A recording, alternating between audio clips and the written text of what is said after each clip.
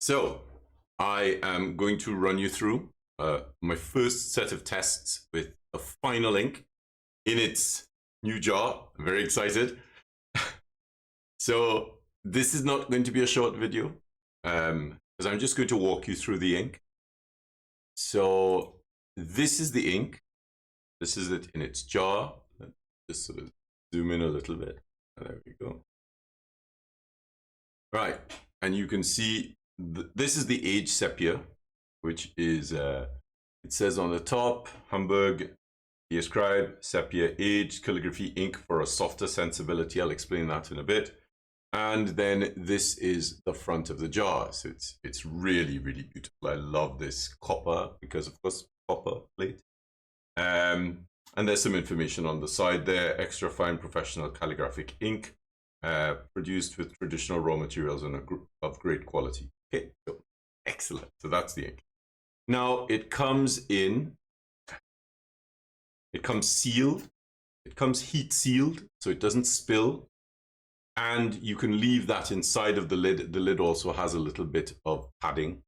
And if you leave it inside of the lid, when you close it, it creates a double seal. And the reason why that double seal is really important is one of the things I was adamant about with the ink. The light there. One of the things I was adamant about with the ink was that it does not spill when you're traveling. Because, you know, I travel so much, and the last time I was traveling to the US, I actually had some samples with me, and one of the samples completely leaked out in the bag. And one of the tricks I use when I'm traveling with ink is I wrap the ink in tissue paper. Well, of course, I wanted students to test it. So the night before, you could see me squeezing the tissue paper to try and get some of the sample ink out for people to test. So one of my primary concerns of the jar was for it not to spill. Now, another concern was that it was wide enough to get an oblique pen staff or a ruling pen or a big brush into the mouth of it easily without you picking it up. So I will show you that. So there is the jar. This is one that I opened earlier on. And you can see it's quite a large jar. And if you have an oblique pen staff, it can fit into there very easily. You don't have to pick it up and lift it, and there's no twisting and turning to get to the ink. You really just get right inside there. And of course, if you're using a ruling pen or a large brush, it gets in there very, very easily as well. Now, I'm actually ruling up. I'm ruling up to make a video, and this is this is one of my masking sheets so that I know where my vertical and horizontal setup is. And I'm just going to rule up with the lining template.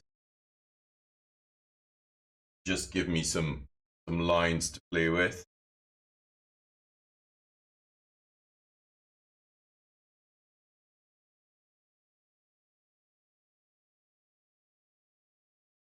As you can see, it's really quick. I don't have to pick it up. I don't have to move it. I just put it down. And then I'm going to turn it. So I'm going to do some copperplate script. There is a 55-degree line on it. And all I have to do is line that up with the edge of the pad. And that gives me some 55s to work with. I'm skipping every other line, which I don't have to figure out myself because there are markers to tell me where each other line is. So that's my area to work in. Just move this dust a little bit.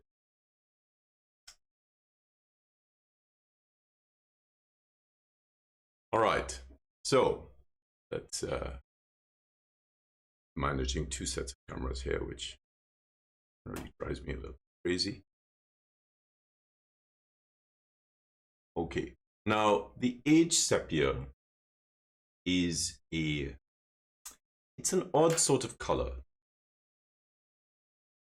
in 2001, I went to Zurich and I was doing some research in the local state archives, and I came across the color. Absolutely beautiful, sort of browny, yellowish, greenish color. It was glorious. And it was in a book, a large manuscript, with some brown sepia. You know, of course, when we think of sepia, we think of brown. This was such a beautiful color, and it really stuck with me. And when I started working with Hamburg on developing the black inks, they asked me if I wanted another color. And I said, yes, I would love this aged sepia. Now, there are a number of reasons for this. As you can see, I wear glasses. Sometimes black ink can be a little bit taxing on your eyes, especially if you're older. And I wanted a color that was not as hard to look at. I tried traditional sepia browns, and I found that they were a little too close to black sometimes. And then my mind reminded me of this color that I'd seen, sort of 25 years ago, well, 24 years ago, because I started working on this, in 2024 on the inks. So I really wanted to recreate this color, and this is the color I asked them to produce. It was an absolute nightmare to get the right tone, because of course we're not just using a dye, we're also using pigments, and to balance the dyes against the pigments to get more depth and richness of color was quite tricky. It took us a while to get the color, but when we got it, I was so happy. So I'm going to do some writing with this aged sepia so that you can get a feel for it. I really should have taken an absolutely pristine, clean nib. But, the thing is, we generally don't have pristine nibs sitting around. So I've cleaned this one with the sepia. Now, I'm just going to write some copperplate. I'm not really going to fuss about it too much, because I really want to concentrate on showing you A, the color, and B, the fineness of the script.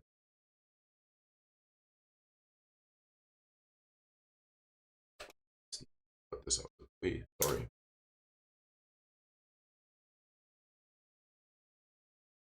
So I'm dipping rather than brushing the ink on.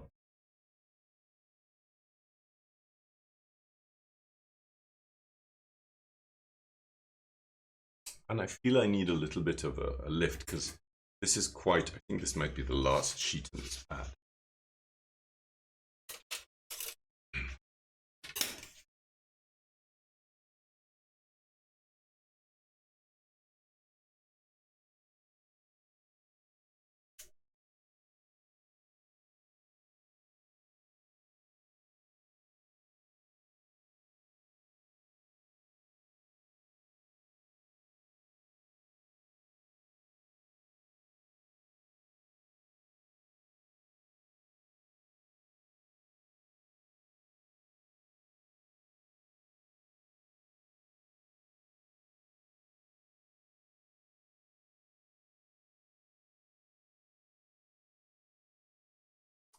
So one of the aims here was to produce something that was so sharp and clean and fine that you wouldn't really be running into issues of,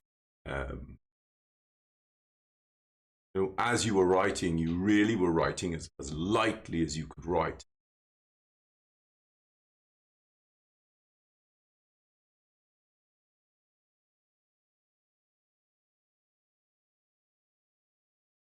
I'm using a Gillott 303.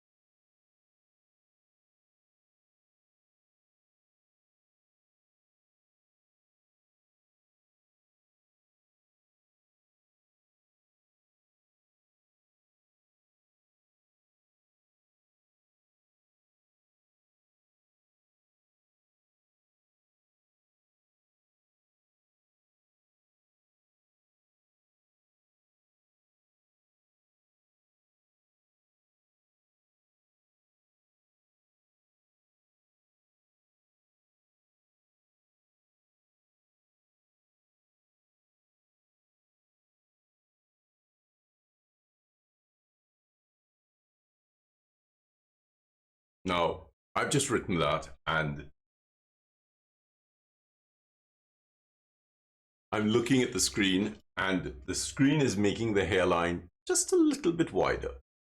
But the idea here was to show you what the ink is capable of. One of the things I wanted out of this ink was something that was so thin and so fine that when you wrote with it, you got the hairline you wrote, so that there wasn't any perceptible spread. And that was one of the first things I said when I spoke with Hamburg about it. I don't want the ink to just shift. I want it to stay exactly where I've put it, and that's exactly what they've done.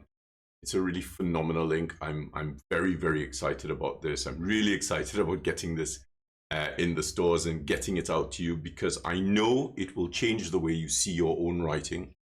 You know, I worked very hard on developing something that I wanted, because I found that when I work with most inks, they don't do what I want them to do. And the only way for me to really get the ink to do what I want it to do is to grind pigment and make it from scratch myself. Now, I know how to do that, but you may not know how to do that. And so I approached this from a pigment grinding perspective first. And then once we understood the properties that you would get out of grinding pigment, milling it with gum, and then adding water as a carrier. And then of course we've had to add a couple, put in a couple more additives for things like mold and shelf longevity and that sort of thing. And so from there, we were able to come up with this magical thing. I love this color. I really, really love this color. Writing with it is really joyful and enjoyable.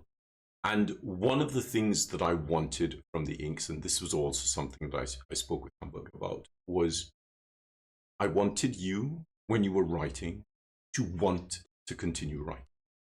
You know, sometimes you're writing with an ink, and it's so laborious and it's really tedious, and the ink is difficult to manage on the paper, and it's not coming off the nib properly, and the balance isn't right.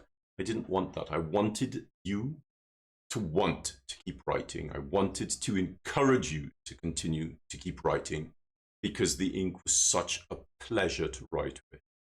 So I'd love to hear your comments. I'd love to hear your thoughts in the comments.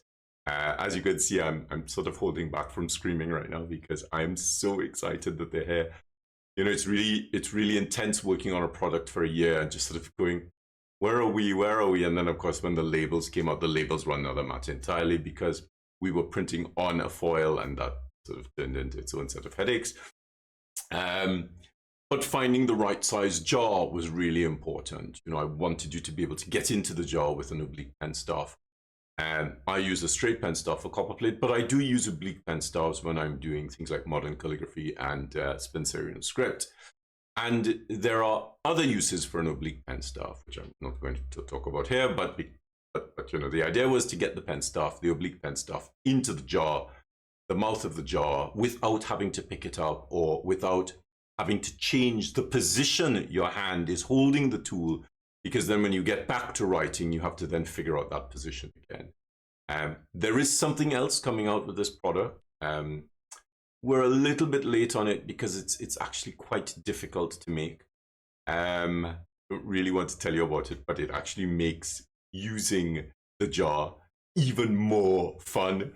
And as soon as I have the final prototype, I will show it to you, because it works so well with the jars. So thank you so much. Thank you so much for looking at this. Thank you for the time you've taken sort of to listen to me waffle on crazily about this. I will be putting out some information about where you can get the inks. And of course, as with all my products, I don't just make a product and leave it up to you to figure it out.